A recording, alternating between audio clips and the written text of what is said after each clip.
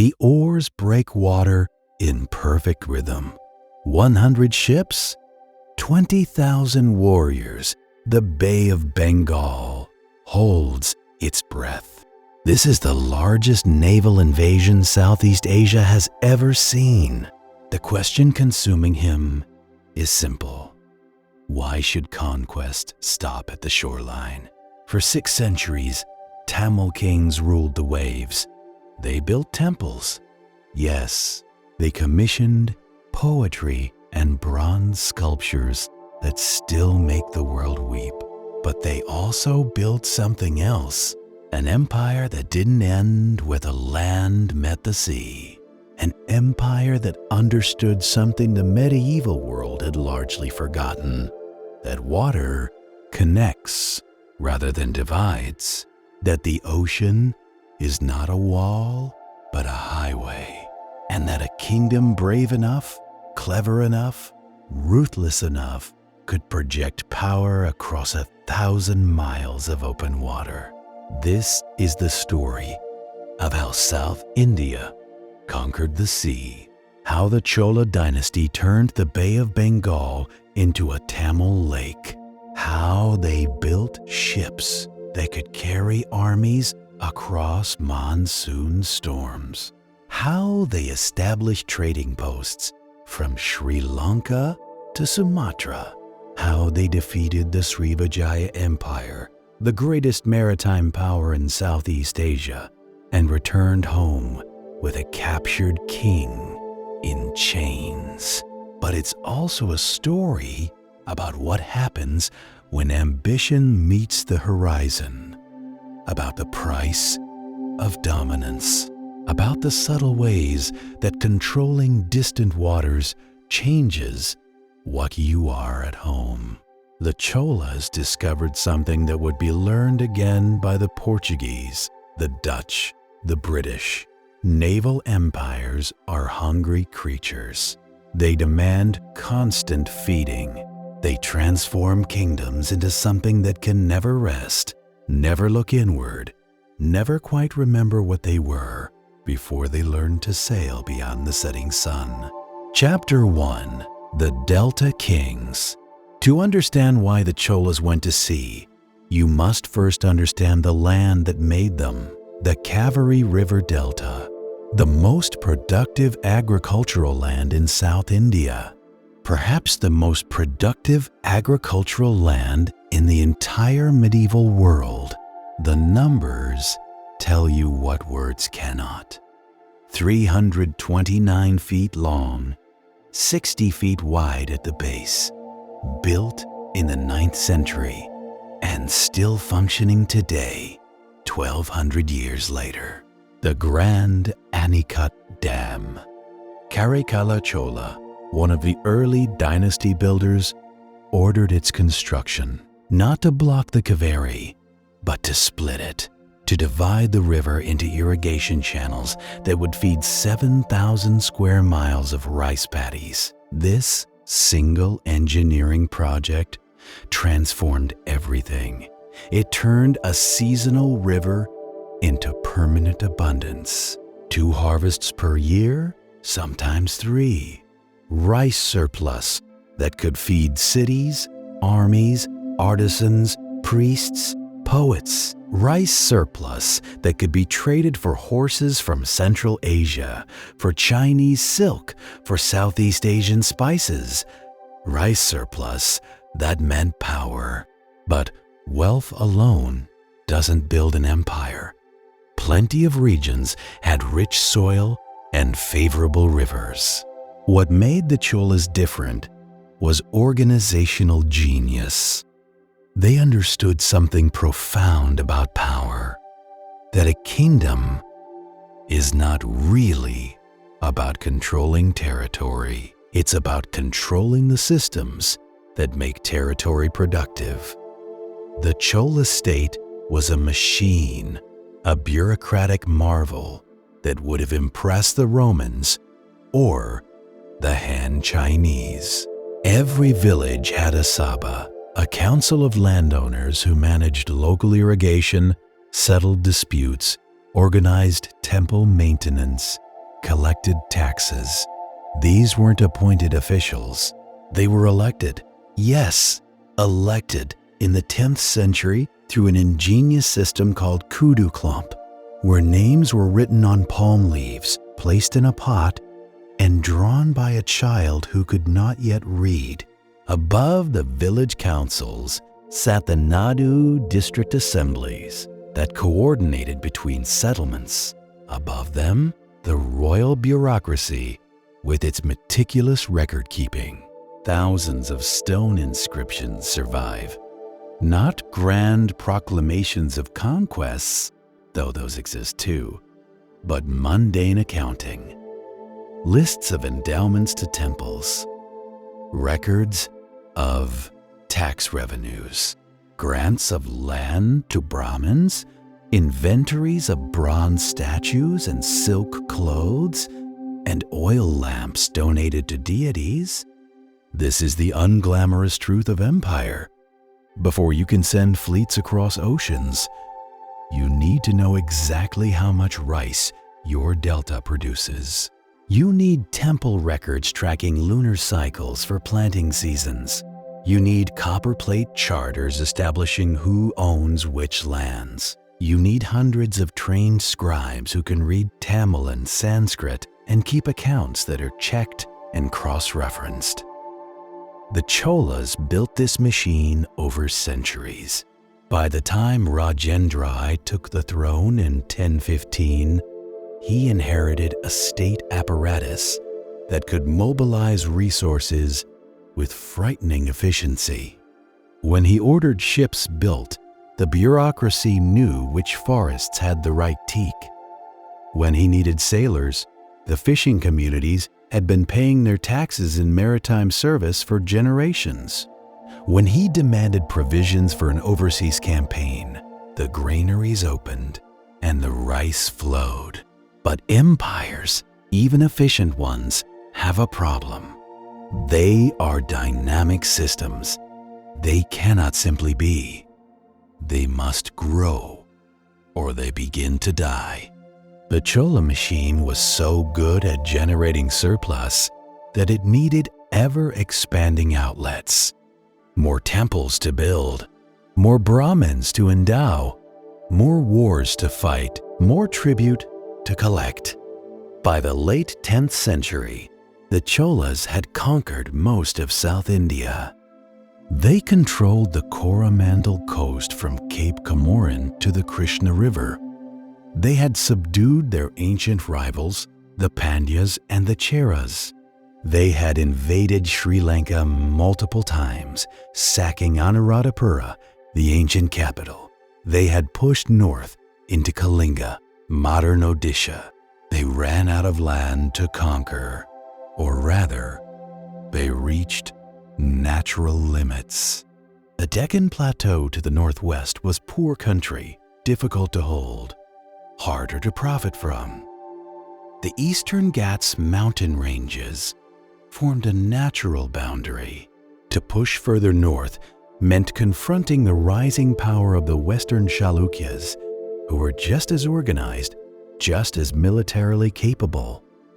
This is when the Cholas looked east. When they noticed something their merchants had known for centuries, but their kings had perhaps not fully appreciated. The Bay of Bengal was not an obstacle. It was an opportunity, an undefended highway to wealth beyond imagining. The trade network was already there. Tamil merchants, the organized guilds called the Ayavol in the Manigramam, had been sailing to Southeast Asia since at least the 5th century. They had established communities in every major port, from Sumatra to Java to the Malay Peninsula to Cambodia. They sold Tamil textiles and metalwork. They bought Southeast Asian spices, especially black pepper, which commanded extraordinary prices in every market from Persia to China. These merchant communities were autonomous, self-governing, remarkably powerful. They had their own armed guards, They negotiated directly with local Southeast Asian rulers.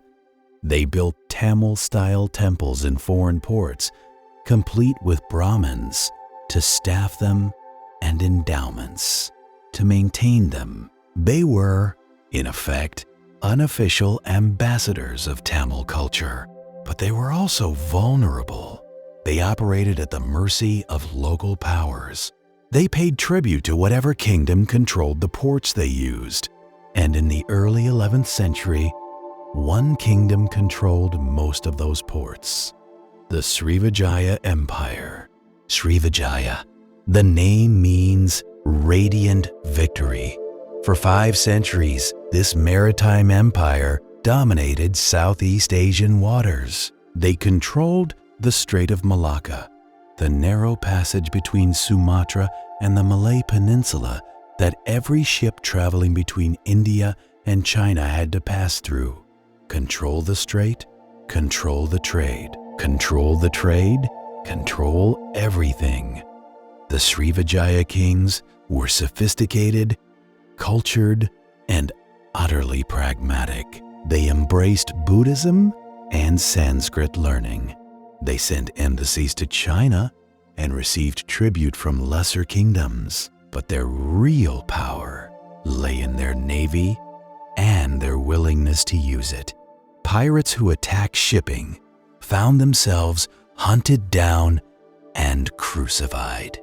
Kingdoms that tried to bypass Srivijaya's ports found their own harbors blockaded.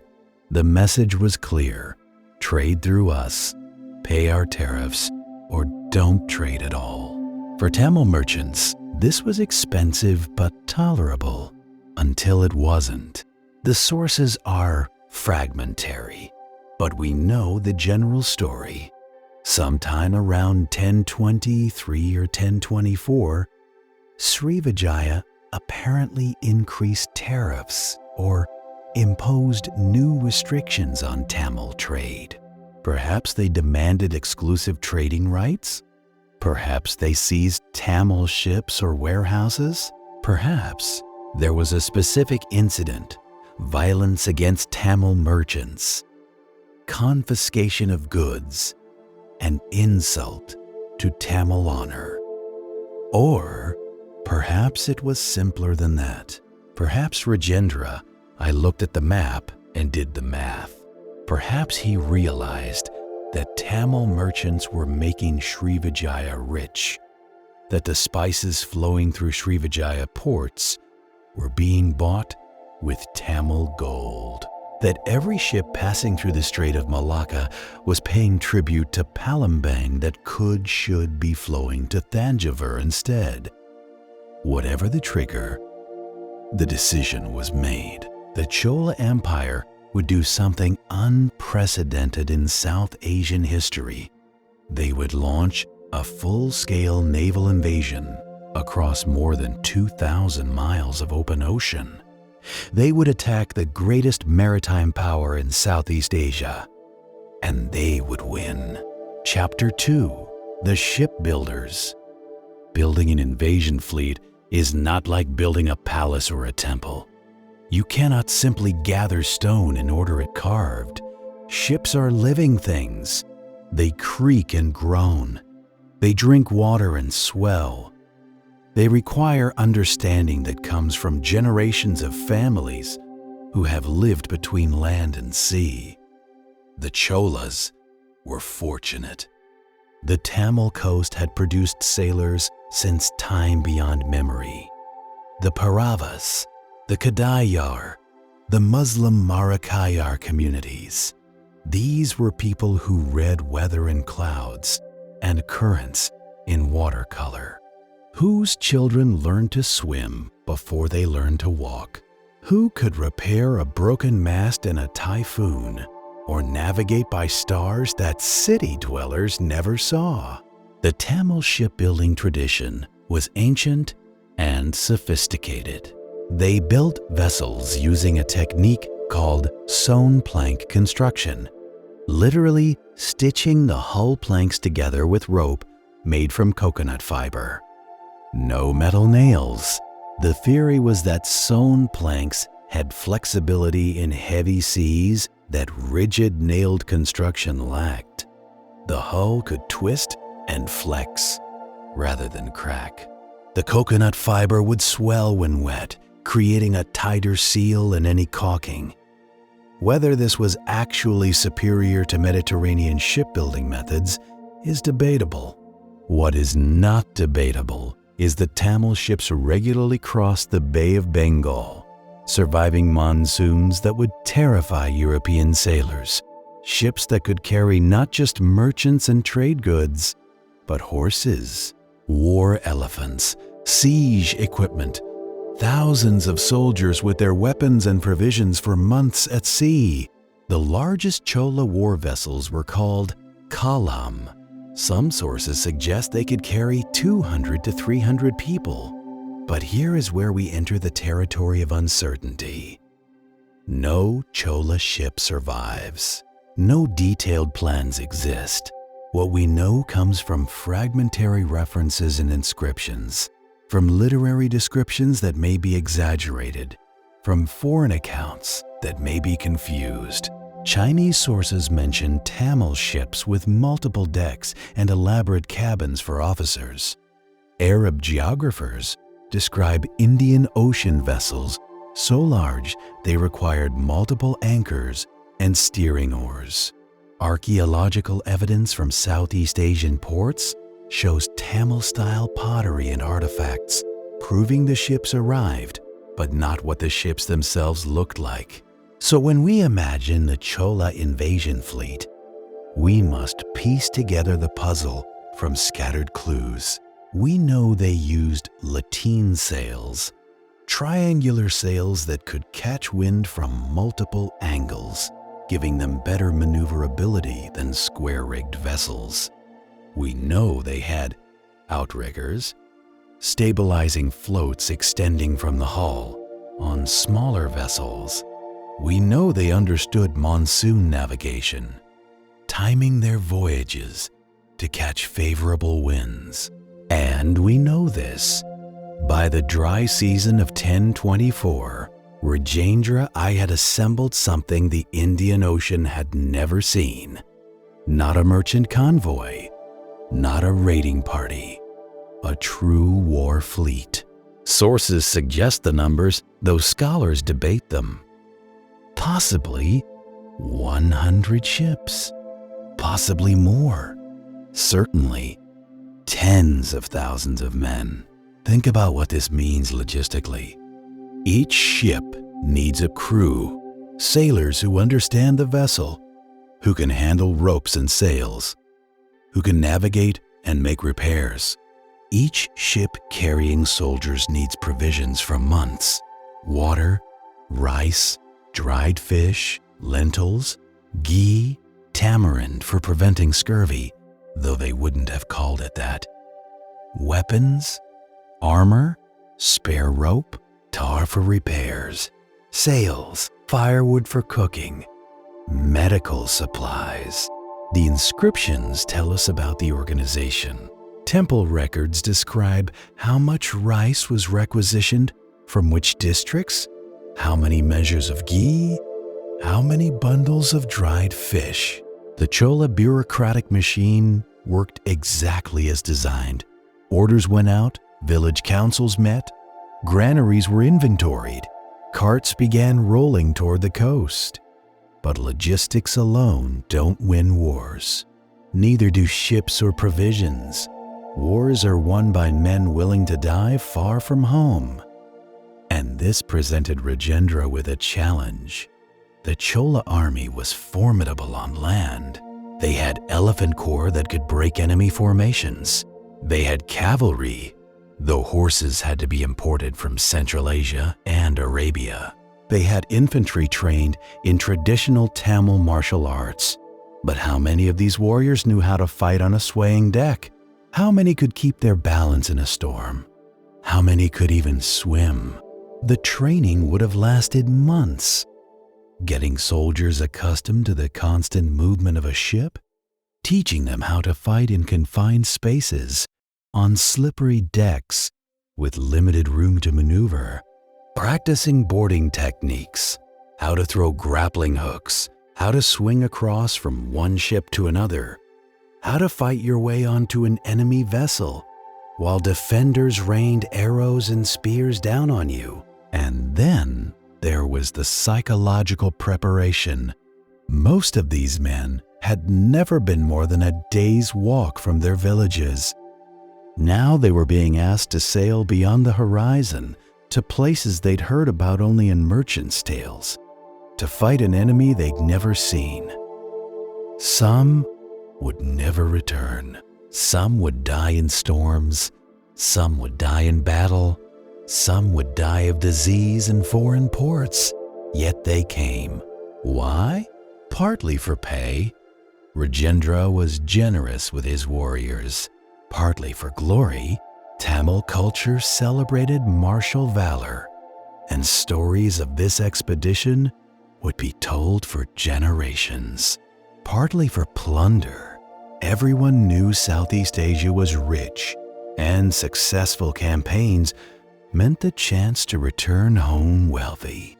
But there was also something else, something harder to quantify, but perhaps more powerful. A sense that they were part of something historic, that their king had chosen them for a mission that would prove Tamil power to the world, that they would sail where no Tamil army had sailed before, that they would plant their banners on foreign shores and make kings kneel. This was empire in its purest form. Not defense, not necessity, but the projection of will across impossible distances, simply because it could be done, because the machine was built and needed to be used, because standing still felt like decline and movement felt like destiny. Chapter 3. The Crossing. The monsoon winds determine everything in the Indian Ocean. For half the year, they blow from the southwest, bringing rain to India and pushing ships eastward toward Southeast Asia.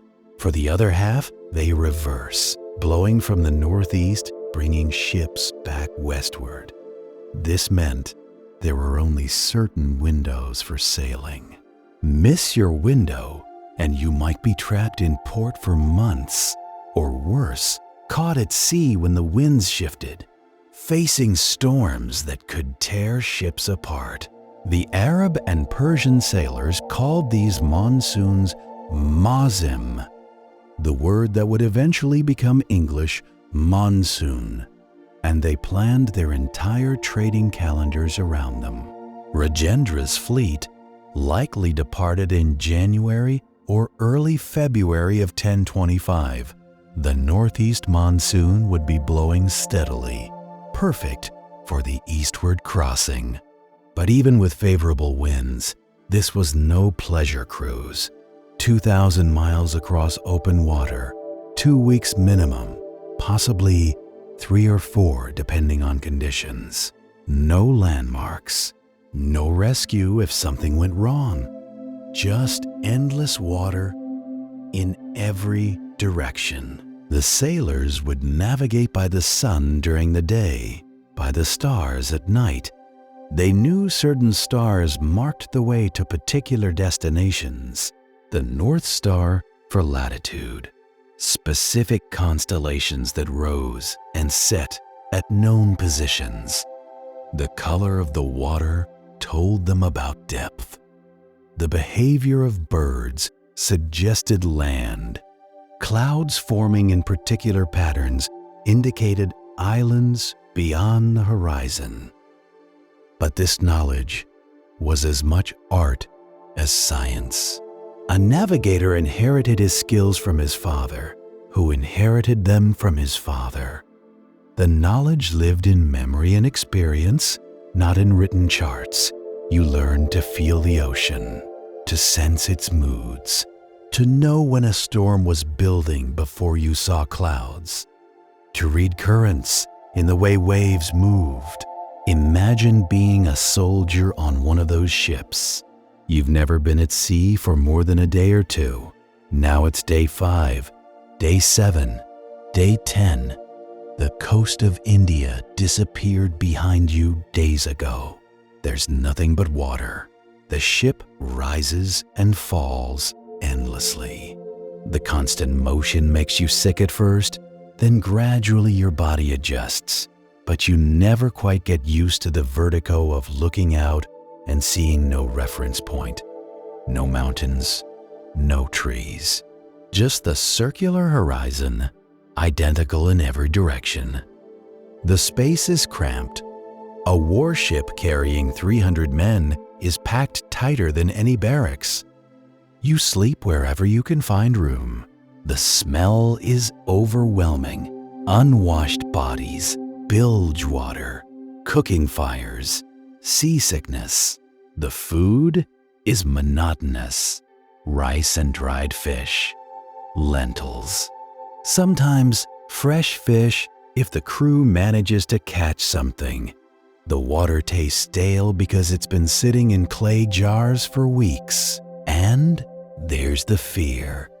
Not constant panic, but a low-level anxiety that never quite disappears. Every storm could be the one that sinks you. Every unusual sound from the hull could be the wood splitting. Every change in the wind's direction could mean disaster. You're entirely dependent on the sailors who understand this alien environment. Your martial training, your skill with weapons, your courage in battle, all useless here. If the ship goes down, you drown. That's all. But for all the discomfort and fear, there were also moments of strange beauty. Dolphins appearing alongside the ships, racing through the bow wake as if escorting you. Flying fish launching themselves from the water and gliding for impossible distances. Sunsets that painted the entire ocean in shades of gold and crimson. Phosphorescence at night, bioluminescent plankton making the wake glow blue-green, so that ships left trails of ghostly light behind them. And there was the sense of camaraderie that develops among people sharing hardship. The soldiers and sailors stopped being separate groups and became shipmates. You learned who could be counted on, who kept their head in rough weather, who shared their extra rations, who told the best stories during the endless hours of nothing to do but wait and watch the horizon. The fleet stayed together through discipline and signal systems.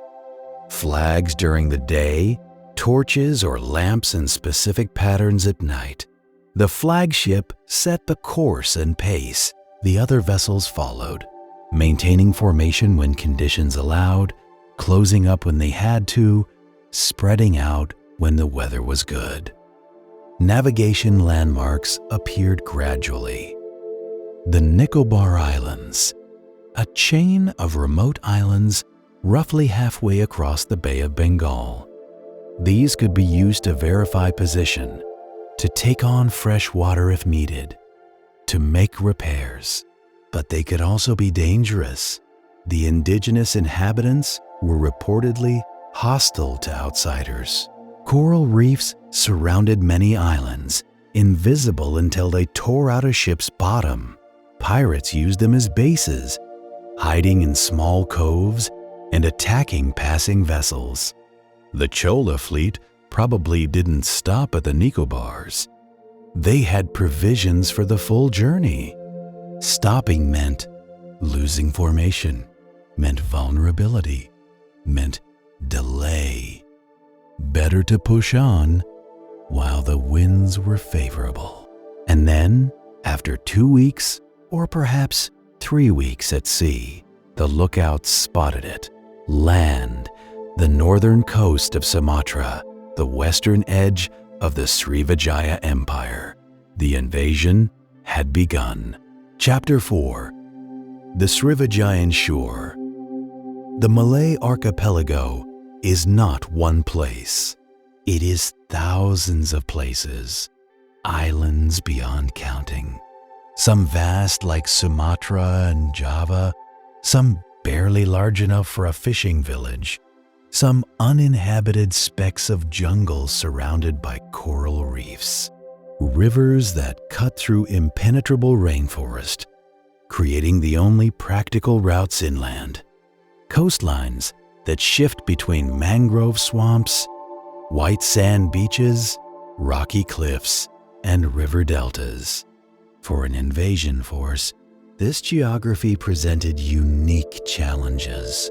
There were no open battlefields where you could line up your elephants and cavalry and crush the enemy through superior force.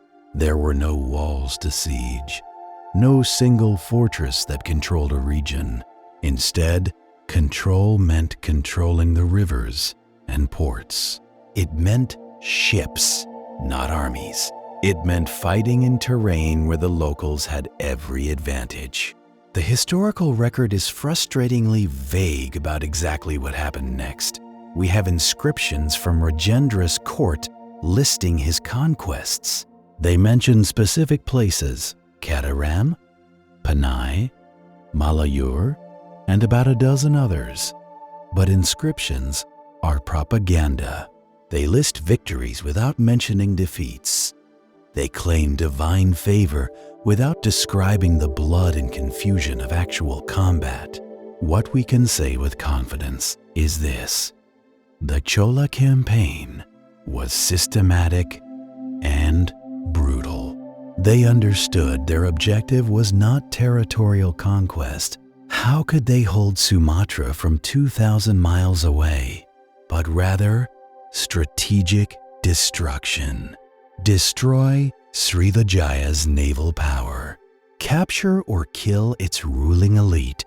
Demonstrate Tamil dominance so thoroughly that no one would dare challenge Tamil merchants again for generations. The first targets would have been the smaller settlements and port facilities. Places that couldn't resist effectively. Places that would send refugees fleeing inland with stories of the Tamil invasion, creating panic, disrupting Srivijayan ability to organize a coherent defense. Amphibious operations are among the most difficult in warfare. Everything that can go wrong usually does. Boats capsize in the surf. Equipment gets soaked. Units get separated. The beach offers no cover if defenders are waiting. And you're trying to coordinate thousands of men who've been packed on ships for weeks, many of whom are seasick and exhausted. But there's no evidence the Cholas faced serious resistance at the landing points. Srivijaya's strength was its navy, not coastal fortifications. The small settlements probably had minimal defensive forces. When word came that 100 warships were approaching, the smart move was to flee inland and let the professionals, the Srivijayan military, deal with the invaders. This worked to Rajendra's advantage. He could establish secure bases along the coast, bring all his forces ashore methodically, rest and reorganize after the sea voyage, begin building intelligence about Srivijayan positions and capabilities. But Rajendra couldn't stay on the coast forever. His objective was Kataram, the great port city, also known as Kedah, located on the Malay Peninsula side of the straits. This was one of Srivijaya's most important cities, a major trading hub, a place where Srivijayan authority was absolute and visible. Taking Kataram would humiliate Srivijaya. It would demonstrate that Tamil power could strike at the empire's heart. To reach Kataram, the fleet would need to sail through the Strait of Malacca, the narrow waterway between Sumatra and the Malay Peninsula. These were Srivijayan home waters. Every cove could hide enemy ships. Every river mouth might launch an ambush. The mangrove swamps that lined much of the coast provided perfect cover for small, fast attack vessels that could strike and disappear before the Cholas could respond. The historical sources don't record a major naval battle during this campaign. This is somewhat surprising. Srivijaya built its empire on naval power. They should have been able to assemble a fleet to challenge the Cholas. So why didn't they? Several possibilities exist. Perhaps the Cholas simply moved too quickly for Srivijaya to organize an effective response. Perhaps Srivijayan intelligence underestimated the size of the invasion force until it was too late. Perhaps there were internal political problems in Srivijaya that prevented a unified military response. Or perhaps there was a naval engagement that the Chola inscriptions chose not to mention because it wasn't decisive enough to boast about. Perhaps the Cholas suffered losses, but achieved their objectives anyway. Victory is written by the victors, and the victors rarely publicize their failures or near disasters. Kadaram was everything a medieval trading city should be. Wealthy, cosmopolitan, strategically located, ships from China brought silk and porcelain, Arab traders brought horses and Middle Eastern goods. Tamil merchants brought textiles and metalwork, local products, tin, camphor, sandalwood, various spices, flowed out to markets across Asia. The city's population was diverse. Native Malays formed the majority, but there were substantial Tamil, Chinese, and Arab communities, each with their own quarters, temples, or mosques, their own leadership structures. These communities coexisted because trade required cooperation. A merchant from China needed Tamil middlemen to sell to Arab buyers who would carry goods to Persia. This diversity would prove significant. When the Chola fleet appeared offshore, the Tamil merchant community faced an impossible choice. These were their countrymen, their cultural brothers, speaking their language, worshiping their gods. But Kadaram was their home. Many had been born here. Their warehouses, their investments, their relationships were here. We don't know exactly what the Tamil community decided, but the outcome suggests they at least didn't actively resist the Cholas and possibly provided intelligence and cooperation. This would make sense. If you're a Tamil merchant in a foreign city and a Tamil army arrives, your survival probably depends on being seen as helpful rather than hostile. The attack on Kadaram likely combined naval assault with land forces, ships blocking the harbor while troops landed nearby and approached overland. The goal wouldn't be to level the city, that would destroy the trade infrastructure that made it valuable, but to capture or kill the Srivijayan officials and demonstrate complete control. The Chola inscriptions claim the king of Kadaram was captured. Whether this means the local Srivijayan governor or an actual member of the Srivijayan royal family is unclear, but capturing the city's leader was strategically crucial. It decapitated the local administration. It created confusion about who had authority to negotiate or organize continued resistance. It sent a message to other Srivijayan cities: your leaders cannot protect you. The fall of Kadaram likely happened quickly, within days rather than weeks. Once the Cholas controlled the harbor and the administrative center, effective resistance was impossible. The city's defenders either fled, surrendered, or died fighting. The civilian population took shelter wherever they could and waited to see what the conquerors would do. What the Cholas did was methodical.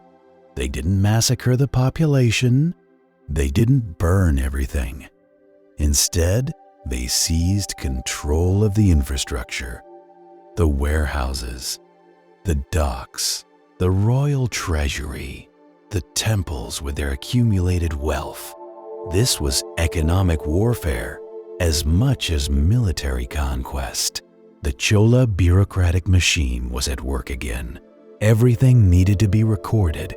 How much gold, how many bronze statues, what quality silk, which items would be sent back to Tamil Nadu as proof of victory, which items could be traded locally, which items were religious objects that should be handled respectfully.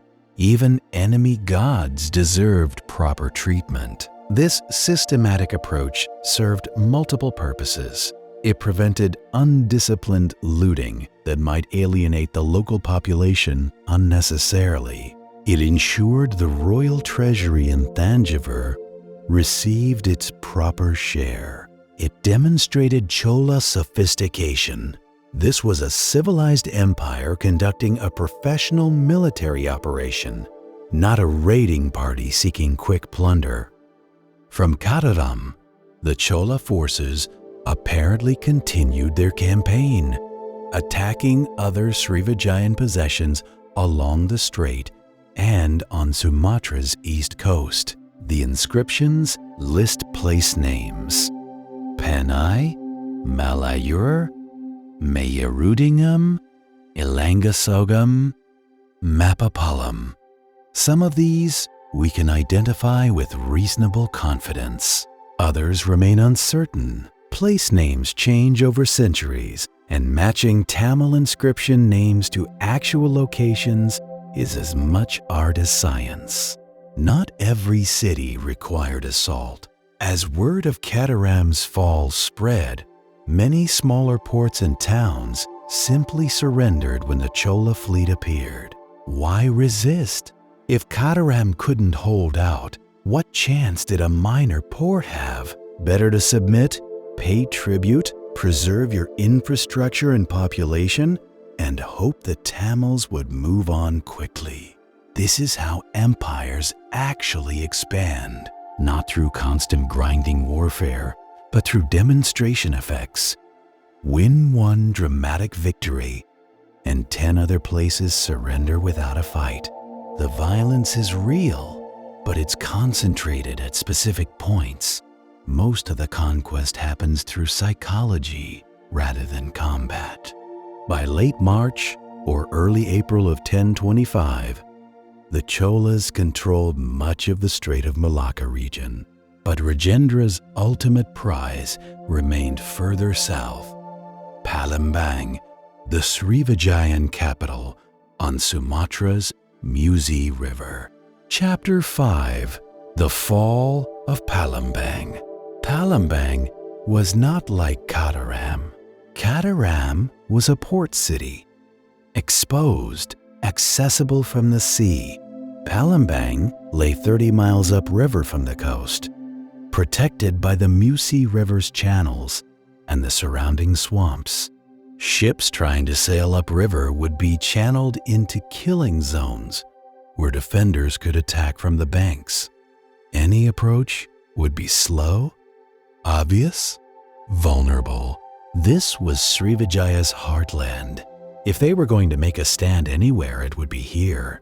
And indeed, the historical sources suggest the approach to Palembang involved real fighting. The Chola inscriptions describe defeating the Srivijayan king and his war elephants, which implies an actual battle rather than another easy surrender. The tactical situation favored the defenders. Srivijayan forces could position themselves along the riverbanks and rain arrows, spears, and stones onto passing ships. They could block the channel with chained logs or deliberately sunk vessels. They could use shallow draft boats to attack from hidden creeks and then disappear back into the maze of waterways. But the Cholas had advantages too. Numbers, combat experience from their campaign so far, confidence, and possibly intelligence from Tamil merchants who knew the river approaches. They also had their own tactics for riverine warfare. Tamil soldiers had fought along the rivers of South India for centuries. The battle for river access probably wasn't a single dramatic engagement, but rather a grinding advance over several days. Clear one ambush point, only to face another around the next bend. Take casualties from arrows while your own return fire is less effective because the enemy is hidden. Use landing parties to clear particularly strong defensive positions, then re-embark and continue upriver. This was the kind of fighting where advantages shift constantly. Dense vegetation favors defenders who know the terrain, but once attackers establish a foothold on the bank, their superior numbers tell. A well-coordinated force can leapfrog defensive positions, land troops beyond the defenders, force them to retreat or be surrounded, then bring ships through the cleared section. We can imagine specific moments. A Chola commander standing in the prow of his ship, arrows whipping past, directing the landing of troops on a muddy bank. Soldiers wading through waist-deep water toward the tree line, shields raised, knowing defenders might wait just beyond visibility. The moment when a defensive position breaks and Srivijayan warriors fade back into the forest rather than die holding ground that can't be held. And then, finally, after days of this grinding advance, the Chola fleet emerged from the forest-lined river channels into the broader waters near Palembang, and they saw the city. Palembang was one of the great cities of medieval Southeast Asia. For over 500 years, it had been the center of Srivijayan power. Buddhist pilgrims from China stopped here to study. The city's monastery complex rivaled anything in India itself. The royal court patronized scholars, poets, artists. The treasury held the accumulated wealth of centuries of trade dominance. All of this was now at risk. The unthinkable had happened. A foreign fleet had forced its way through the defenses and now sat before the capital. The psychological shock cannot be overstated. Srivijaya built its entire identity on naval supremacy. They were the ones who appeared unexpectedly in enemy harbors. They were the ones who dictated terms to tributary kingdoms. Now it was happening to them. What happened in that royal council? We can only imagine. Some commanders probably argued for immediate attack, gather every available soldier, every boat, overwhelm the Tamil invaders through sheer numbers and local knowledge. Others might have counseled negotiation. Perhaps the Tamils could be bought off, satisfied with tribute and promises. Still others might have suggested retreat, abandon Palembang temporarily, preserve the royal family, and court return later when the Tamils inevitably sailed home. But all these options had problems.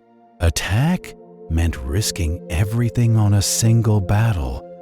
If you lose, the dynasty might end. Negotiation from weakness rarely works. The Tamils had come this far. Why would they accept anything less than total victory?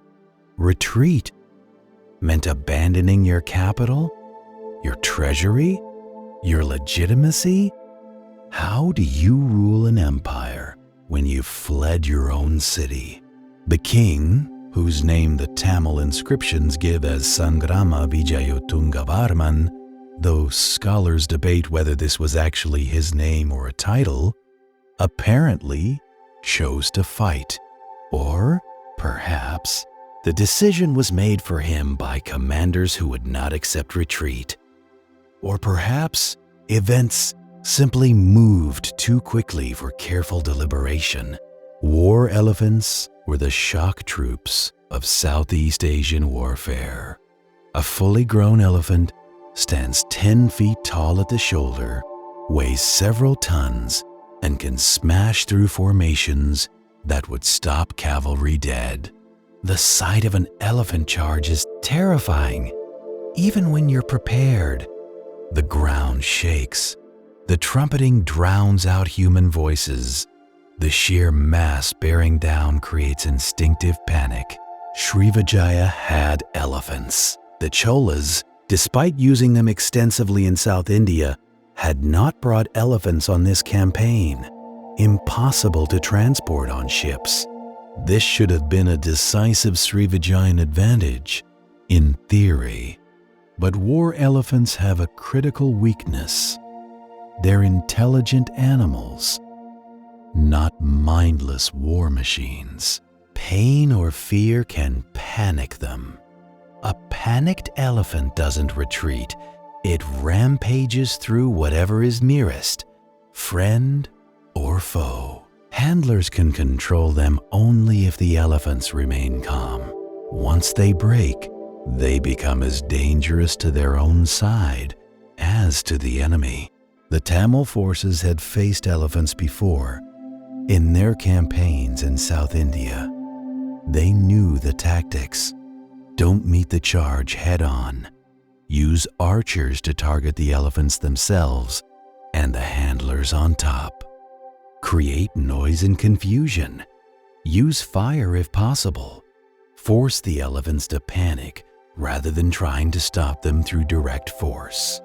And it worked. According to the inscriptions, Rajendra's forces defeated the Srivijayan army, including its war elephants. This probably means the elephants broke and ran, trampling through their own formations, creating exactly the chaos the Cholas needed to break the Srivijayan line. Once the line broke, the battle was effectively over. Medieval battles rarely involved fighting until one side was completely annihilated. Once a formation broke, soldiers fled. Some got away. Some were cut down during the rout. Some surrendered.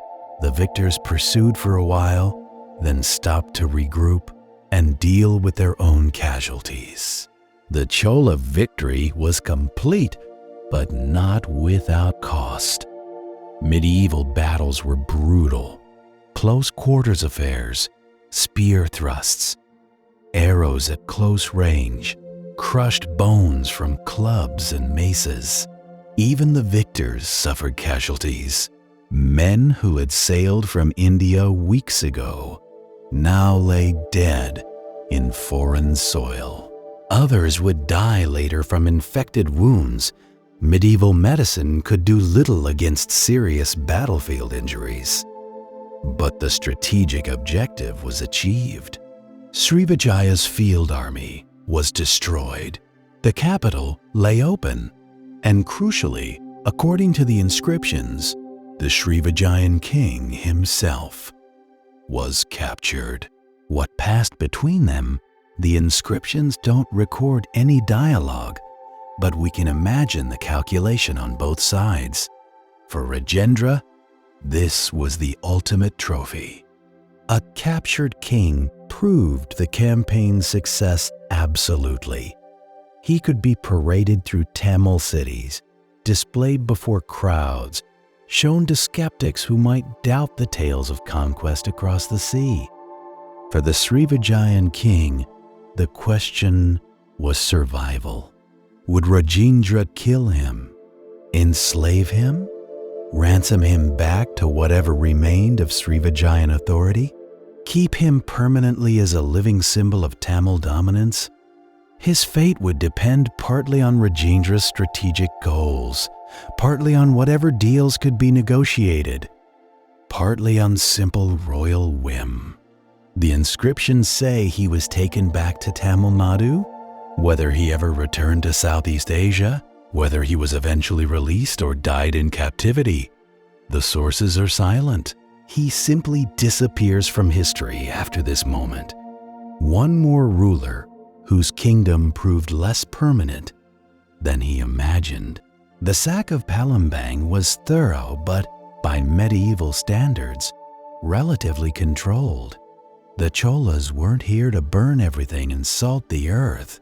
They were here to break Srivijayan power and demonstrate Tamil supremacy. That meant taking the treasury, the royal regalia, the most valuable temple ornaments, particularly bronze sculptures, which were both valuable and symbolically important. Bronze temple sculptures from Southeast Asia would be installed in Tamil temples back home, visible proof of the campaign's success. Gold and silver would replenish the Chola treasury and pay the army. Silk and spices would enter trade networks.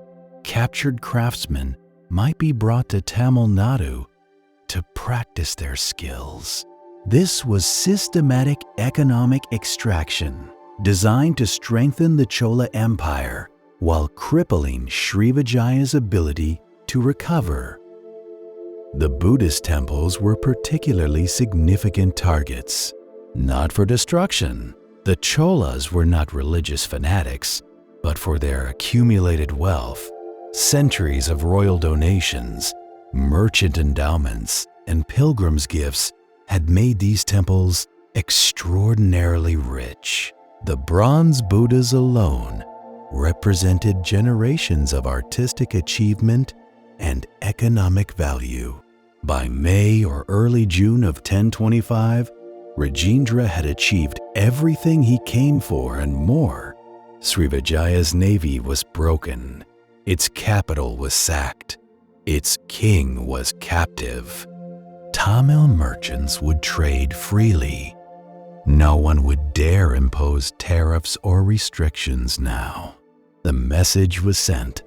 The Bay of Bengal was a Tamil lake, and anyone who forgot this lesson would face the consequences. The fleet prepared to depart. Ships were loaded with captured wealth. Provisions were replenished for the return voyage. The injured who couldn't travel were left behind, hopefully to recover, though many probably died. The Chola occupying force would need to be reduced to skeleton garrisons or withdrawn entirely, as the main objective was psychological dominance rather than permanent territorial control.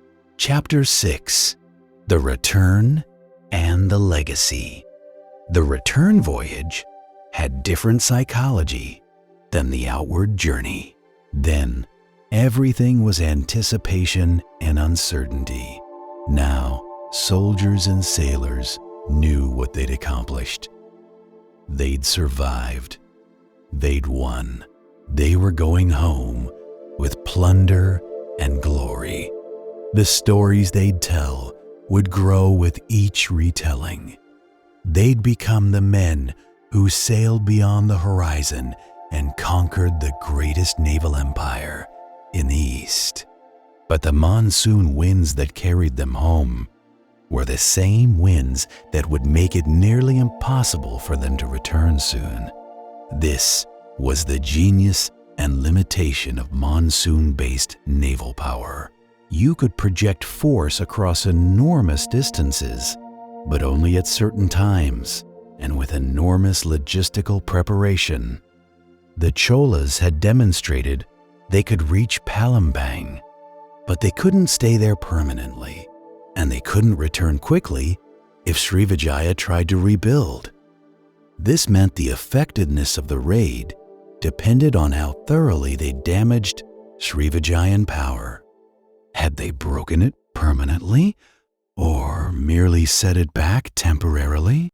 The arrival at Nagapattinam would have been a moment of pure emotion. Families who'd said goodbye months ago, not knowing if they'd ever see their sons and husbands again, now watching the ships come in, counting the vessels, looking for familiar sails, searching the crowds on deck for known faces, the joy of recognition, the growing realization that some ships were missing, some men weren't coming home. For the Empire, this was a propaganda triumph. The captured Srivijayan king would be paraded through Tamil cities. The bronze statues would be installed in temples, with inscriptions explaining where they came from. Court poets would compose elaborate verses describing Rajendra's victories. Stone inscriptions would be carved listing every conquered city. The inscriptions that Rajendra commissioned are still readable today, carved into temple walls across Tamil Nadu. They list his victories in a literary style that's part military report, part poetry. He who seized the crown of the king of Srivijaya, which was brilliant with countless gems. He who seized the brilliant crown of the great king of Kadaram. These weren't just boasts. They were statements of geopolitical reality. The Chola Empire had demonstrated capabilities that no other Indian power possessed. The ability to project force across oceans. The logistics to support armies thousands of miles from home. The naval technology to dominate waters previously controlled by Southeast Asian kingdoms. But what was the actual strategic impact? Did the raid permanently cripple Srivijaya, or was it a temporary setback? The historical evidence suggests Srivijaya recovered, but never fully. The empire continued for centuries, but its absolute dominance was broken. Regional powers gained more autonomy. Chinese sources note changes in the tribute system. Archaeological evidence shows shifts in trade patterns. This is how empires decline, not usually through sudden collapse, but through accumulating wounds. Srivijaya survived Rajendra's raid, but it never fully recovered the psychological authority that says, "We are invincible, resistance is futile." Once that authority is challenged successfully, others begin to test the boundaries. New powers rose. The Javanese kingdoms grew more assertive. The Khmer Empire expanded its influence. The Chinese became more directly involved in Southeast Asian trade. The network of power that Srivijaya had managed for centuries began to fragment. This was the raid's lasting legacy. Tamil merchants operated with enhanced prestige and security throughout Southeast Asia. The memory of what the Chola navy could do acted as deterrent. Local rulers knew that interfering with Tamil trade might provoke another expedition. Better to cooperate, maintain friendly relations, profit from the trade themselves. The Cholas never launched another expedition on this scale to Southeast Asia. They didn't need to. One demonstration was sufficient. The relationship shifted from Tamil merchants operating at the mercy of local powers to a more balanced partnership. This was gunboat diplomacy avant la lettre, showing the gun once so thoroughly that you rarely need to show it again. But there's another dimension to consider. What did this campaign do to the Chola Empire itself? Naval empires are expensive. The ships must be maintained. The crews must be paid. The network of alliances must be managed. The intelligence about distant ports must be gathered continuously. The Chola state was remarkably efficient, but even efficient states face limits. The Southeast Asian expedition represented the high watermark of Chola power. After Rajendra, subsequent Chola kings focused more on consolidating control in South India and fighting their northern rivals. The naval expeditions continued, but on smaller scales. The vast demonstration of sea power was not repeated. Some historians argue the Southeast Asian campaign actually weakened the Cholas in the long run. The resources devoted to it might have been better used strengthening land frontiers or developing internal infrastructure. The very success created expectations that later kings couldn't meet, leading to gradual loss of prestige. Others argue this misses the point. The expedition achieved its objectives. It secured Tamil merchant interests for generations. It demonstrated capabilities that enhanced Chola prestige throughout the Indian Ocean world. The return on investment, measured in trade security and geopolitical influence, was substantial. For the men who went on the expedition, it became the defining experience of their lives, the story they told their children and grandchildren, the time they sailed beyond the horizon and fought battles in cities whose names the listeners could barely pronounce. With each retelling, the ships got bigger, the storms more terrifying, the battles more desperate, the enemy more formidable. This is how history becomes legend. The actual events, complex, messy, full of mundane logistics and bureaucratic details, get smoothed into compelling narratives. The uncertainties become certainties. The moral ambiguities become clear victories of good over evil. The individual experiences of thousands of participants merge into a single heroic story. But beneath the legend, there were real human experiences. A young soldier vomiting over a ship's rail during his first storm. A sailor calculating star positions and hoping his knowledge would bring everyone home. A merchant torn between Tamil identity and Southeast Asian home. A captured king watching his empire's symbols loaded onto foreign ships. A mother in a Tamil village waiting months for news. An elephant handler in Palembang watching his city burn. Today, we encounter the Chola expedition through fragments. Bronze sculptures in museums, some still in Tamil Nadu, where they were brought as plunder. Others repatriated to Southeast Asian countries decades ago. Stone inscriptions worn by wind and rain, but still legible. Archaeological sites showing layers of construction and destruction. Academic debates about dates and interpretations.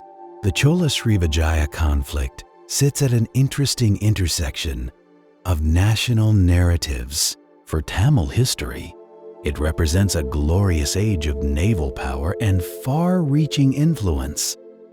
For Southeast Asian nations, it's a more complicated story. A foreign invasion, yes, but also evidence of how interconnected the maritime world was, how Indian and Southeast Asian cultures influenced each other through both peaceful trade and violent conflict. What's remarkable is how much did survive despite the violence. Tamil communities in Southeast Asia that trace their presence back 1,000 years. Artistic influences flowing both directions. Southeast Asian motifs in South Indian temple architecture. South Indian techniques in Southeast Asian bronze work. Trade networks that outlasted the empires that tried to control them. The Bay of Bengal remains what it has always been, a highway connecting civilizations. The ships look different now. Container vessels and tankers instead of sewn plank dhows. But the basic dynamic persists. Trade flows across these waters. Cultural influences move with the goods. Power projection still matters, though now it's measured in naval bases and patrol boats rather than royal invasion fleets. The Chola expedition succeeded militarily, but couldn't fundamentally change the region's geography or economics. Southeast Asia remained Southeast Asian. Trade continued. New powers rose to fill the vacuum. Srivijaya left. The Tamil merchant communities became integrated parts of local societies rather than outposts of Tamil power. Perhaps that's the real lesson. Military force can achieve temporary dominance. It can break rivals, capture treasures, humiliate kings, but it cannot permanently reshape regions with their own deep histories and independent dynamics. The raid succeeded in its limited objectives, securing Tamil merchant interests, demonstrating Chola power, extracting wealth. But it couldn't make the Bay of Bengal permanently Tamil, any more than later Portuguese, Dutch, or British naval power could permanently make it European. Chapter 7. The Cost of Glory. Empires measure success in territory conquered and tribute collected. But there are other kinds of accounting. The men who didn't come home, the treasury exhausted by the expedition's cost, the political capital spent convincing skeptical advisors that the campaign was necessary, the opportunity cost. What else might have been accomplished with those resources?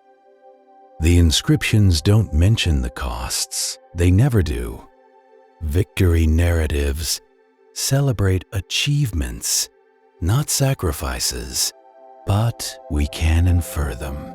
An expedition of this magnitude, perhaps 20,000 men, 100 ships, months of campaign, represented an enormous drain on even a wealthy empire's resources. The direct costs were substantial: building or requisitioning vessels, paying crews and soldiers, provisioning for months. Replacing losses, the expedition probably cost the equivalent of several years' worth of normal royal expenditure. The Chola treasury was rich, but not infinitely so. The expedition's cost didn't end when the ships returned. Veterans needed pensions, land grants, or regular payments to men who could no longer work because of injuries. Widows and orphans of the dead needed support, at least in theory. The bureaucracy required expansion to manage the enhanced trade relationships and foreign intelligence networks. And there were political costs. The expedition succeeded brilliantly, which strengthened Rajendra's position. But what about the next king? He would inherit expectations. If his father conquered Srivijaya, what would he conquer? How do you follow and act like that? This is the trap of military glory. Victory raises the bar. Each generation of rulers needs achievements to match their predecessors or risk being seen as weak. The Chola dynasty would struggle with this for generations. The later Chola kings did mount expeditions to Southeast Asia, but none matched Rajendra's in scale or impact. They sent fleets to support allied rulers, to punish specific offenses, to maintain Tamil merchant privileges. But the era of attempting to break a rival empire's power was over. This wasn't weakness. It was recognition of limits. The Cholas faced growing challenges from their northern rivals, the Chalukyas, and later the Kakatiyas. Resources devoted to Southeast Asian adventures were resources not available for defense closer to home. The strategic calculation shifted, but there were human costs beyond the economic and political. The men who returned from Southeast Asia were changed by what they experienced. They'd seen cities more cosmopolitan than anything in Tamil Nadu. They'd witnessed Buddhist monasteries with educational traditions that rivaled Tamil centers of learning. They'd encountered architectural styles, artistic techniques, commercial practices that were different from, but not inferior to their own. This is how cultures actually exchange influences, not through official policy, but through individuals who experience other societies and bring back not just plunder, but ideas. A sculptor who saw how Southeast Asian artisans achieved certain effects, a merchant who learned new accounting methods, a sailor who tasted spices prepared in ways he'd never encountered. The Chola expedition accelerated cultural exchange between South India and Southeast Asia, though not in the ways the planners intended. Yes, it secured Tamil merchant privileges, but it also created thousands of individual encounters between Tamil and Southeast Asian people, some violent, many not. That enriched both cultures. Tamil temple architecture from this period shows subtle Southeast Asian influences, certain decorative motifs, particular ways of depicting deities, methods of bronze casting. These weren't direct copies, but rather the artistic equivalent of cross-pollination. Ideas flowing through the hands and minds of craftsmen who'd seen how others solved similar problems. By the late 11th century, Tamil merchant communities in Southeast Asia were more Southeast Asian than Indian in many ways. They still maintained Tamil identity, spoke the language, worshipped in Tamil-style temples, followed Tamil customs in business. But they were also deeply integrated into local societies through marriage, through economic partnerships, through generations of living there. This was the real, lasting impact of the Tamil presence in Southeast Asia. Not the temporary military dominance, but the permanent cultural strand woven into the region's fabric. Tamil loanwords in Malay languages, architectural influences, religious practices, business networks that connected families across the Bay of Bengal. The children and grandchildren of the men who sailed with Rajendra didn't see themselves as conquerors or occupiers. They were merchants, craftsmen, priests, people making lives in places that had become home. The violence of 1025 became family history, growing more distant with each generation. Eventually, just another story the elders told. While Tamil merchants prospered in Southeast Asia under the protection Rajendra's expedition had secured, back home, the Chola Empire faced increasing challenges. The Pandyas, one of the ancient Tamil dynasties the Cholas had subdued, began reasserting independence. The Chalukyas to the northwest were constant rivals. The eastern Gangas in Kalinga contested Chola influence. The glorious maritime adventure to Southeast Asia became a memory, then a legend. But the grinding reality of maintaining a large territorial empire continued year after year. Battles that won no glory, just preserved borders, campaigns that cost blood and treasure, but gained nothing except preventing loss. This is the paradox of empire. The dramatic achievements, the great expedition, the captured foreign king, the conquered city, live in memory and inspire pride. But empires are sustained by mundane work, tax collection, road maintenance, adjudicating local disputes, managing temple endowments, keeping accurate records, the boring machinery that keeps society functioning. By the late 12th century, the Chola Empire was in slow decline, not dramatic collapse, but gradual weakening. The bureaucracy still functioned, but with less efficiency. Tax collection remained organized, but yields were lower. The irrigation infrastructure, that marvelous system that had made the Kaveri Delta so productive, suffered from deferred maintenance. The resources devoted to Rajendra's Southeast Asian expedition and subsequent military campaigns had to come from somewhere. Perhaps less investment in canal maintenance. Perhaps temples receiving smaller endowments. Perhaps villages facing higher tax burdens. The costs of glory accumulate slowly, often invisible, until the effects become undeniable. This isn't to say the expedition was a mistake. Strategic calculations are always complex, with benefits and costs distributed across time and space. Tamil merchant prosperity in Southeast Asia generated wealth that flowed back to Tamil Nadu. The prestige of Chola military achievements helped maintain domestic order and international standing. The cultural exchange enriched Tamil civilization. But there's no free lunch in empire building. Resources devoted to one objective can't be devoted to another. Attention given to foreign adventures is attention not given to domestic challenges.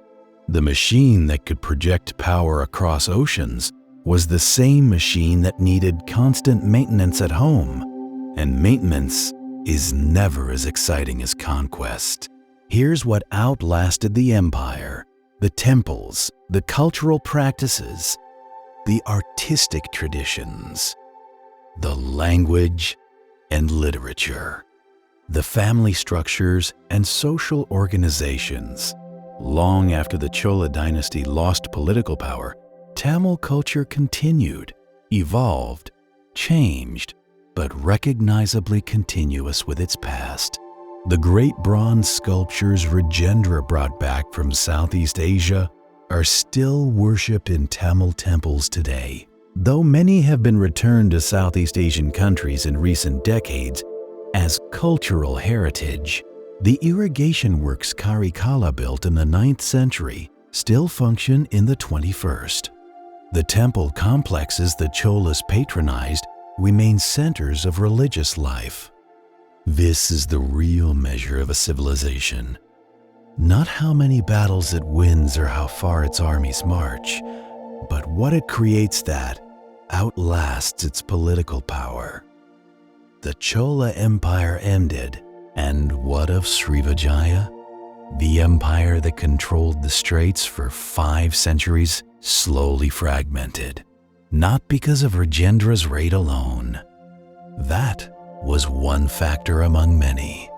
New powers arose, trade patterns shifted.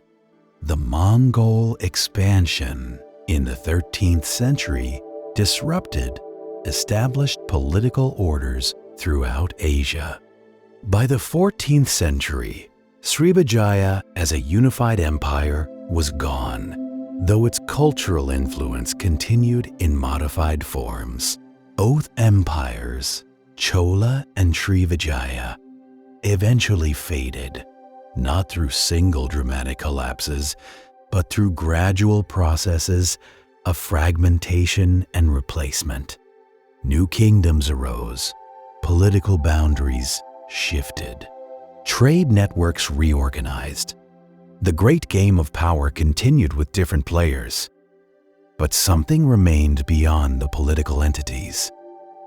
The Bay of Bengal continued connecting South Asia and Southeast Asia. The maritime trade that predated both empires outlasted them. Cultural and religious influences that had been exchanged for millennia continued flowing in both directions. Tamil is still spoken in South India by tens of millions. Tamil communities still exist in Southeast Asia, Buddhist and Hindu traditions that connected these regions for 2,000 years remain vital, though transformed by time. The genetic evidence shows population mixture between South Asian and Southeast Asian peoples going back millennia, long before Rajendra's expedition and continuing long after. Chapter 8. What it means now. Modern scholars study the Chola expedition with sophisticated tools unavailable to previous generations. Archaeological evidence, inscriptional analysis using linguistic and comparative methods, maritime archaeology exploring ancient ship construction, computer modeling of medieval trade networks, DNA studies tracking population movements. The story becomes more complex the more we learn. The simple narrative, brave Tamil Navy conquers evil Srivijaya Empire, gives way to understanding of economic motivations, merchant interests, geopolitical complexity. We recognize that most people in both empires probably had no direct involvement in the conflict, their lives continuing largely unchanged, regardless of which distant king claimed authority.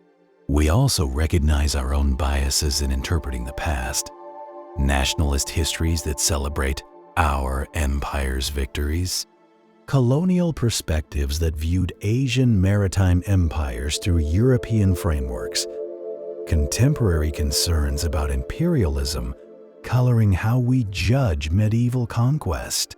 The academic debates are sometimes intense. Was this imperialism? An aggressive power attacking a weaker one for economic gain? Or was it justified response to Srivijayan monopolistic trade practices? Does celebrating the expedition reflect nationalist glorification of violence? Or can we acknowledge the martial achievement while also recognizing its human costs? These debates matter because history isn't just about the past. It's about how we understand ourselves in the present.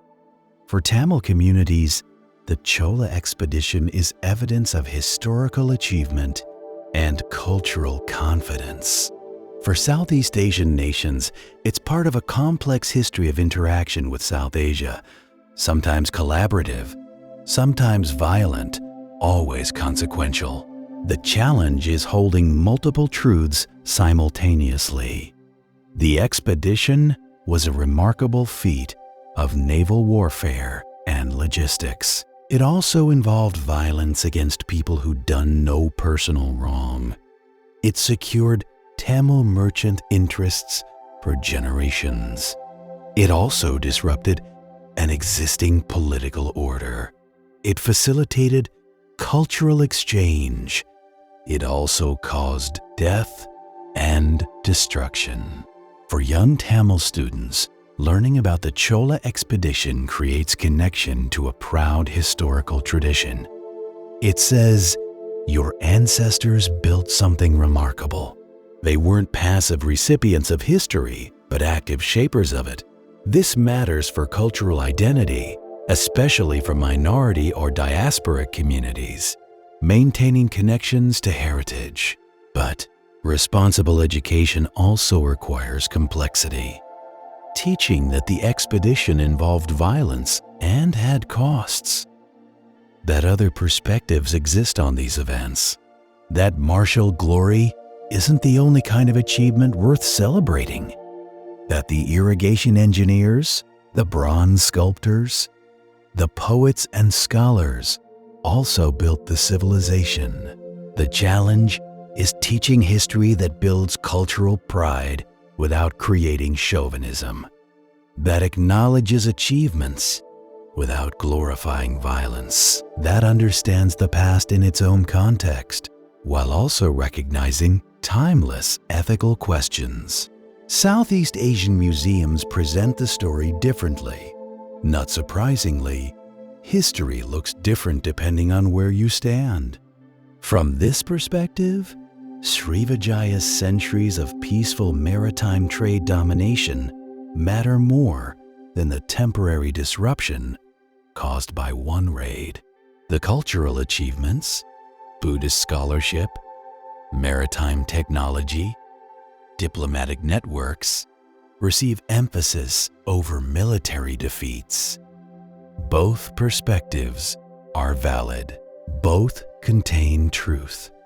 The Chola expedition was simultaneously a remarkable achievement and a violent disruption.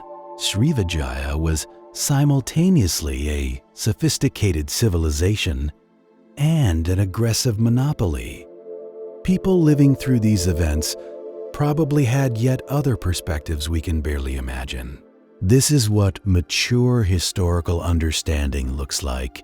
Not simple stories of heroes and villains, but complex narratives where motivations are mixed, outcomes are ambiguous, and judgment requires acknowledging competing perspectives. The Bay of Bengal remains strategically important.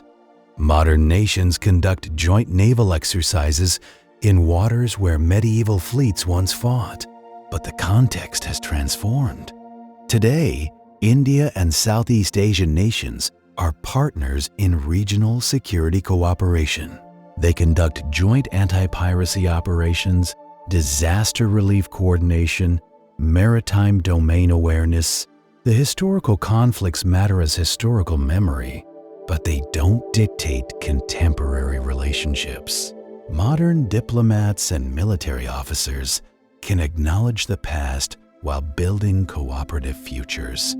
Shared interests in maritime security, trade protection, and regional stability override ancient grievances. This is one measure of historical maturity, when past conflicts can be studied, discussed, even disagreed about, without preventing contemporary cooperation. When history informs but doesn't imprison. The Chola expedition happened. It was significant. It changed things. But it doesn't need to define forever how South Asia and Southeast Asia relate to each other. The temples remain. This is what matters most, perhaps. Not the battles won or the kings captured, but what was built that still serves purpose. These coastal temples have witnessed 1,000 years of history. They've seen empires rise and fall, seen invasions and peace, seen technological transformation and social change. But they continue being what they were built to be, sacred spaces where people come to connect with something larger than themselves. The sculptors who carved these stones probably never saw Southeast Asia. They may not have cared about Rajendra's distant campaigns. They were artists doing what artists do, creating beauty that would outlast their own brief lives, and they succeeded. Their work remains, speaking across centuries in the universal language of form and symbol. This is civilization's real triumph, not the temporary political dominance, but the permanent cultural creation. The art, the architecture, the literature, the music, the philosophical traditions, the things that enrich human life, regardless of which king claims the throne. Tamil culture exists globally now, maintained by diaspora communities scattered across continents.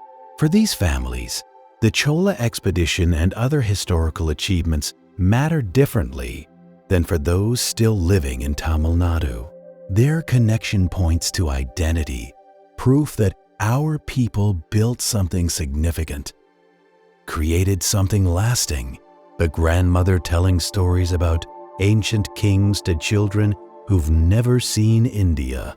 The father explaining why certain festivals matter to children who don't quite understand why anyone would care.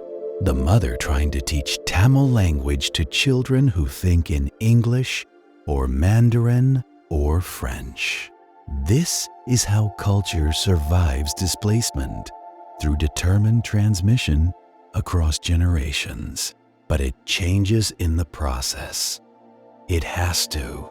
The Tamil culture maintained in Toronto or London or Singapore isn't identical to what exists in Tamil Nadu. It's adapted, synthesized, transformed by contact with other cultures.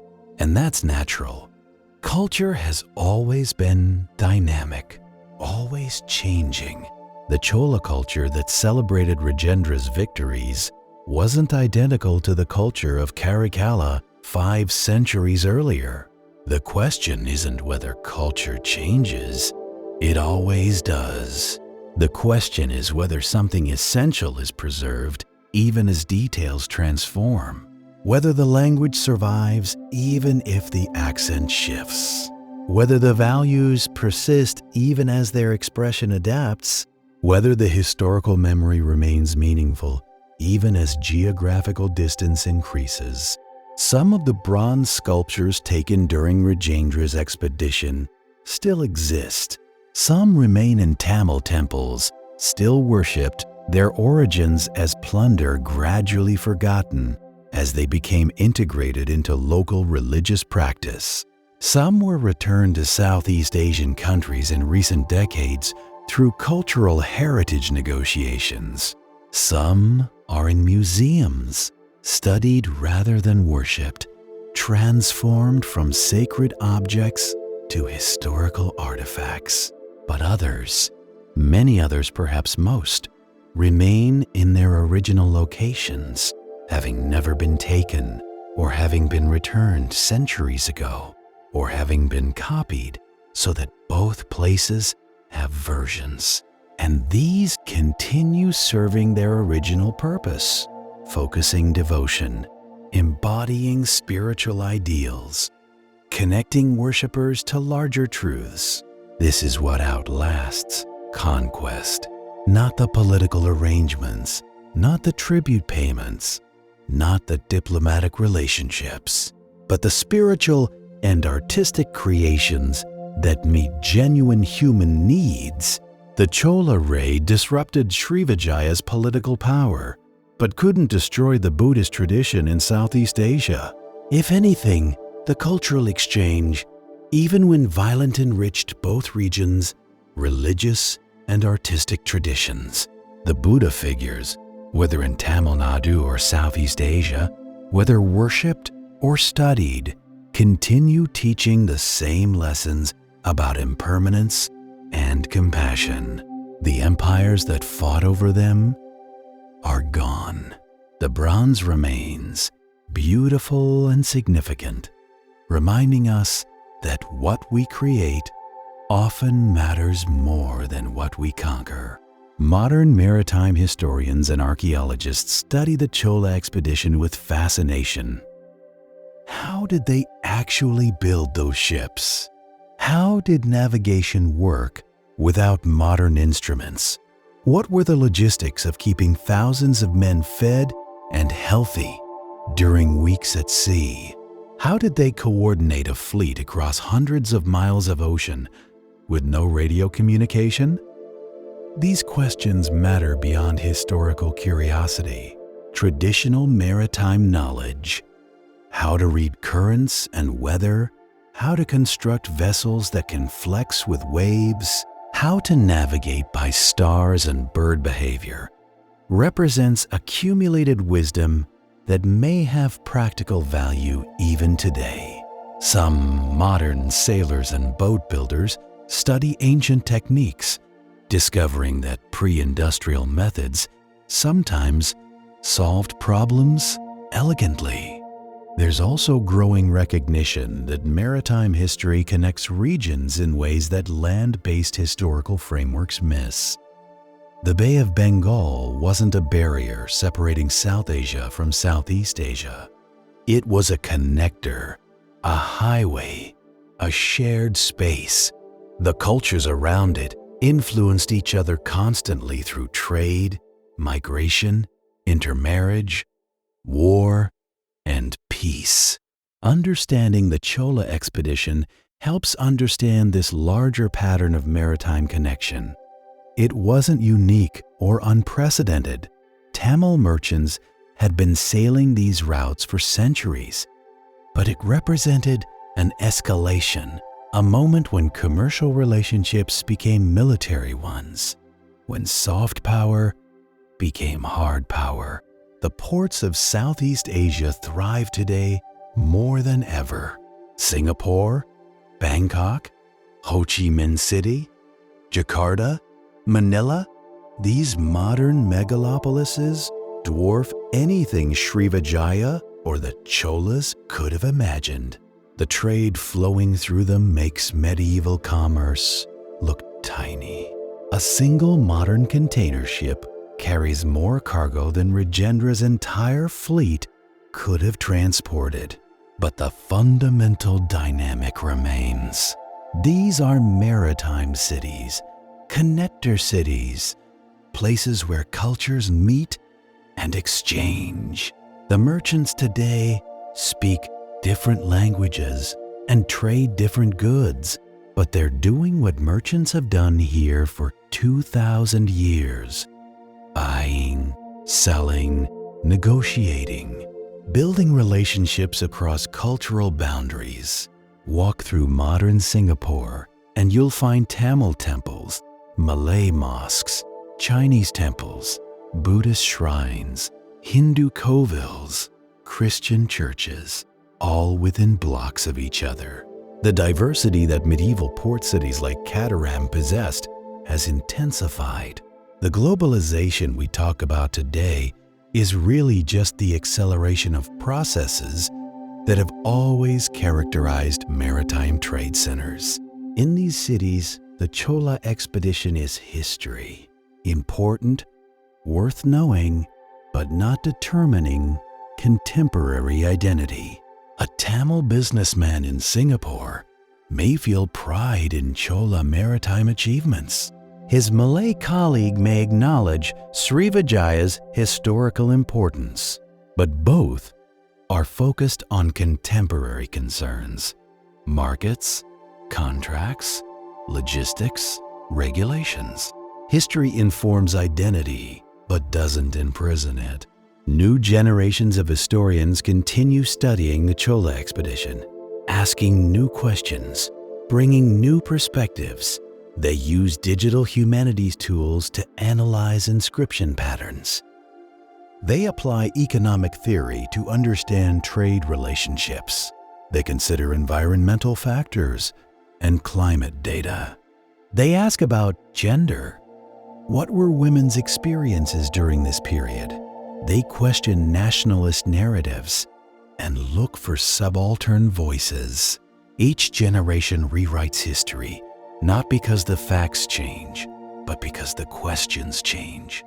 What seemed important to historians in 1930 looks different to historians in 2030. The inscriptions remain the same, but what we see in them shifts. This young scholar, whoever they are, wherever they're from, represents history's future. They'll discover things previous generations missed. They'll make connections others overlooked. They'll challenge assumptions that seemed obvious to their teachers, and someday their students will do the same to them.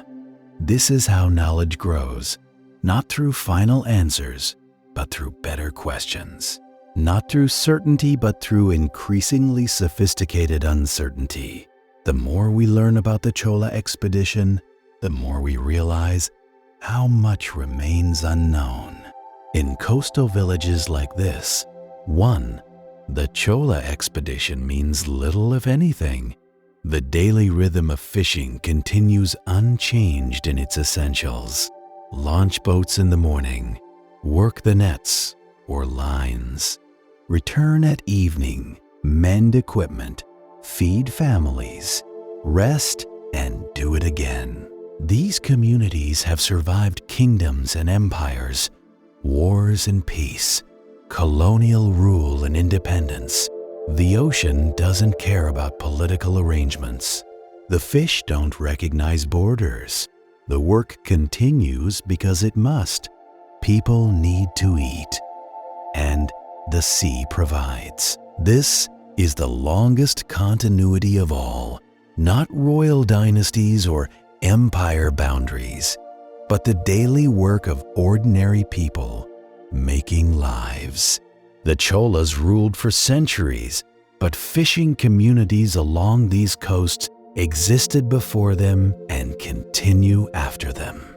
The empires are footnotes to the real history, the human history of families and work, love and loss, hope and grief. Rajendra's expedition touched these communities. Ships needed to be built and crewed. Men were recruited or conscripted. Taxes increased to fund the campaign. Some villagers sailed away and never returned.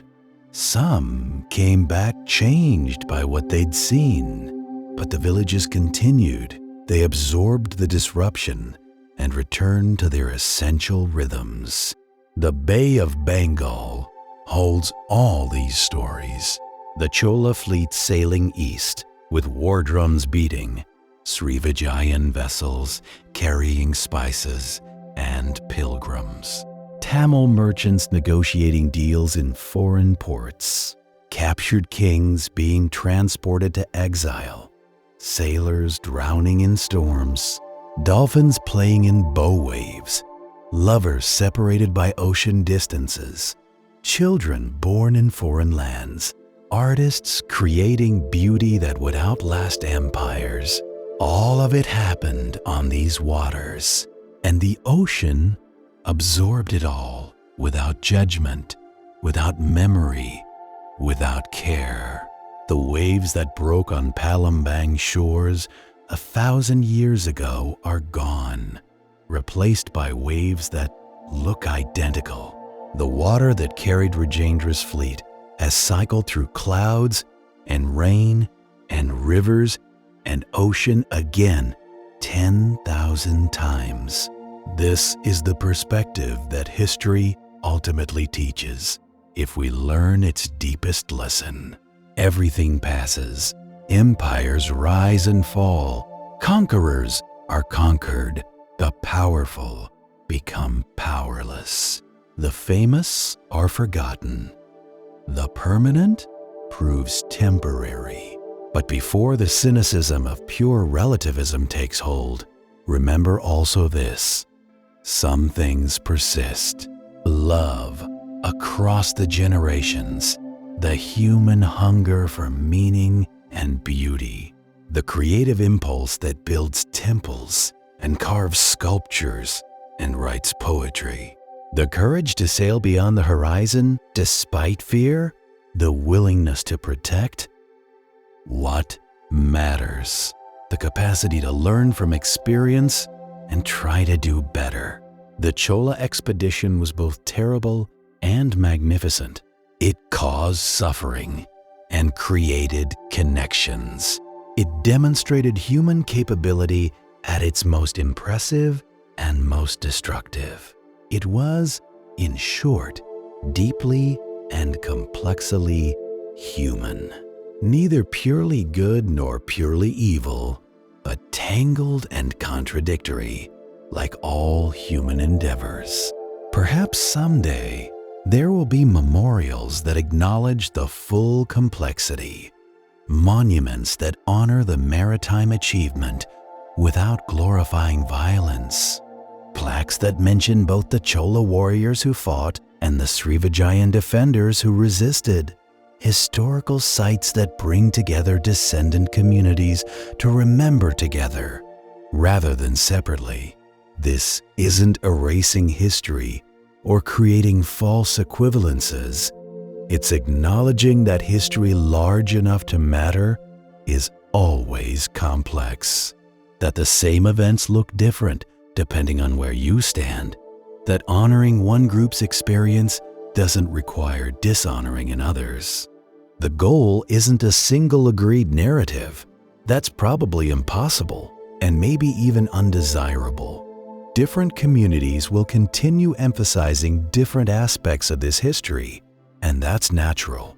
but there can be mutual acknowledgement, recognition that others' perspectives have validity even when they differ from our own. This is maturity, both historical and human. The ability to hold multiple truths, to acknowledge achievement and cost, to honor ancestors while also recognizing their flaws, to take pride in heritage without requiring others to celebrate what caused them pain. The future doesn't have to repeat the past. The Bay of Bengal connected cultures for millennia through both trade and conflict. But connection doesn't require conflict. Competition doesn't demand warfare. National pride doesn't necessitate demeaning others. Young people across the Indian Ocean region are building new relationships based on shared challenges: climate change, marine conservation, sustainable development, cultural preservation. They're creating networks that connect rather than divide. They're learning from history without being imprisoned by it. They know the Chola story. They know Srivijaya's history. But they're not defined by 10th century conflicts. They're focused on 21st century opportunities and challenges. The ocean their ancestors fought over is now an ocean they're trying to protect together. The maritime routes that carried war fleets now need protection from climate disruption and overfishing. This is how history can be liberating rather than limiting. Understanding where we came from helps us choose where to go. Knowing that empires rise and fall reminds us that current arrangements aren't eternal. Recognizing human capacity for both creation and destruction can inspire us toward the former and away from the latter. In the end, individual lives are brief. A human lifetime, even a long one, is nothing against the vast sweep of history. The stars appearing now are the same stars that Rajendra's navigators watched from their ships, the same stars that guided Srivijayan traders and Tamil merchants, the same stars that will guide travelers for millennia to come, long after our current concerns are forgotten. This perspective brings peace. Our achievements matter less than we think. Our failures matter less than we fear.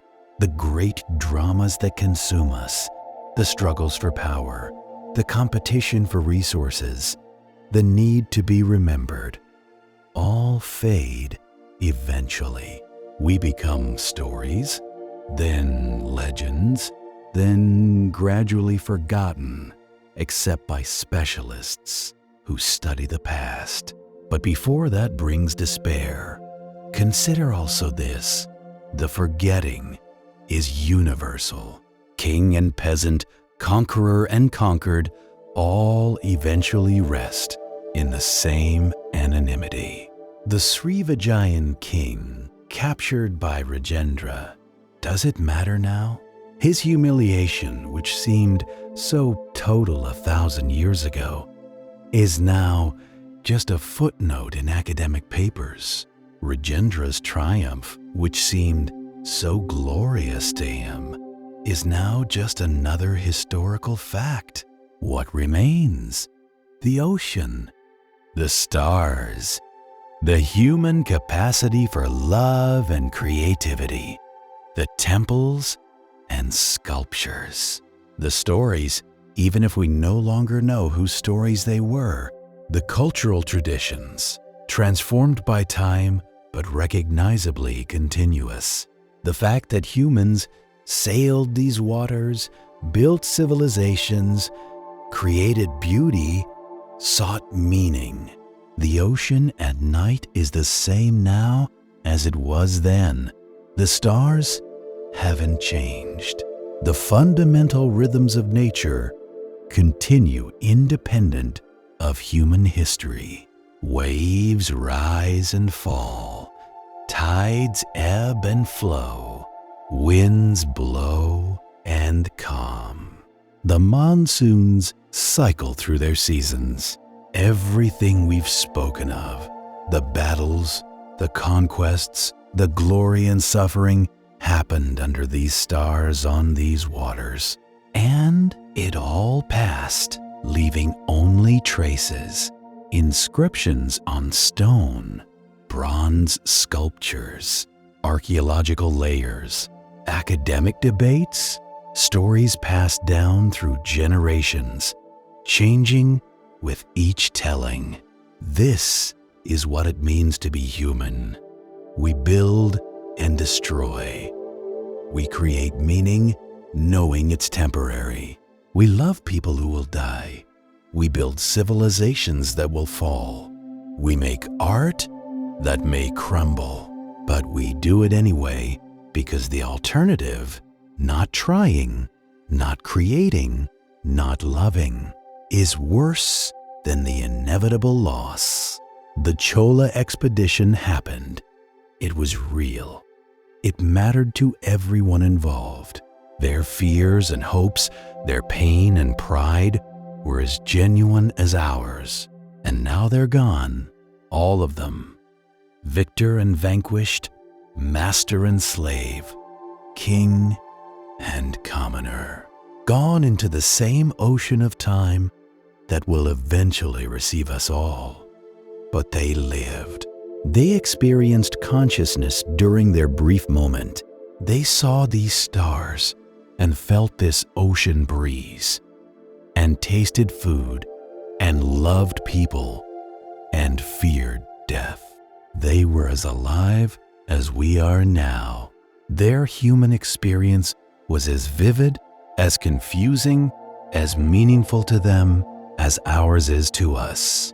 And someday, people will look back on our time the way we look back on theirs. They'll study our conflicts and wonder at our concerns. They'll find them quaint, or savage, or incomprehensible. They'll debate what we really meant and what really happened. And they'll project their own concerns onto our story, just as we've projected ours onto Rajendra's. This is the cycle. We're all part of it. History doesn't end. It continues, wave after wave, generation after generation, empire after empire, each thinking their moment is uniquely important, each eventually becoming just another layer in the archaeological record. And so, the night settles over these waters, and then it lifts. The dawn comes, as it always does. The ocean remains indifferent and beautiful. The stars fade into daylight, but will return when darkness falls again. Somewhere, a child is being born who will someday learn this story. Somewhere, an old person is dying who once told it to their grandchildren. Somewhere, scholars are debating what it means. Somewhere, descendants of all the participants are living their lives, mostly unaware that their ancestors met 1,000 years ago in violence and trade. The story of the Chola expedition to Southeast Asia is over, yet it continues. Over in the sense that those events happened and ended. Continuing in the sense that we still tell the story, still debate its meaning, still use it to understand ourselves. History is not dead. It lives in us, in our cultures, our languages, our assumptions, our fears and hopes. We are the inheritors of everything that came before, carrying it forward even when we don't realize it. The Tamil language spoken today grew from the language Rajendra spoke.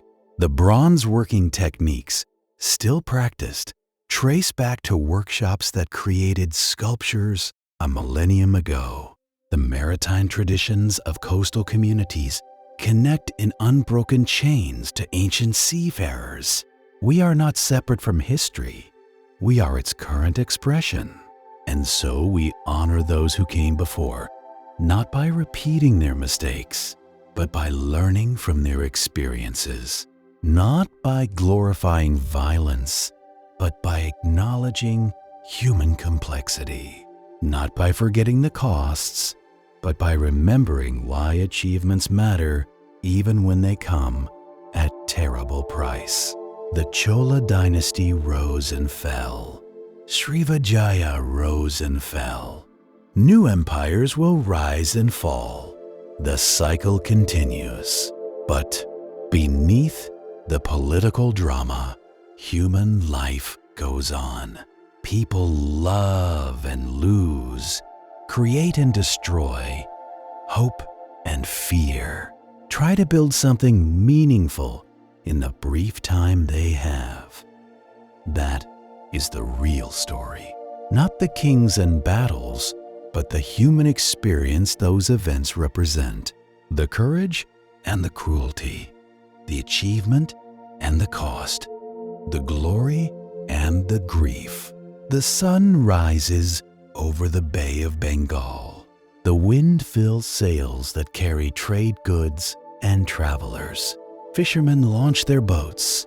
Children play on beaches. Temples open for morning prayers. Life continues.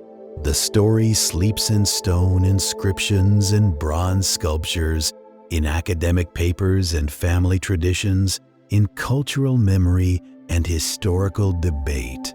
It waits for each new generation to discover it, interpret it, make it meaningful again. And perhaps, somewhere on these waters, the echo of war drums fades into the sound of waves. The cries of battle dissolve into birdsong. The smoke of burning cities becomes morning mist, and all that remains is the eternal ocean, the cycling stars, and the human capacity to remember, to reflect, to learn, to hope. The story is told. The night deepens. The stars shine on. And somewhere in the eternal now that is always available to us, the fleet sails on through calm waters, under clear skies, forever approaching a destination it will never reach. Forever preserved in that liminal moment between ambition and achievement, between hope and consequence, between the way things were and the way they would become. And so we rest. And so the story rests until someone tells it again and it wakes and lives once more. Peace.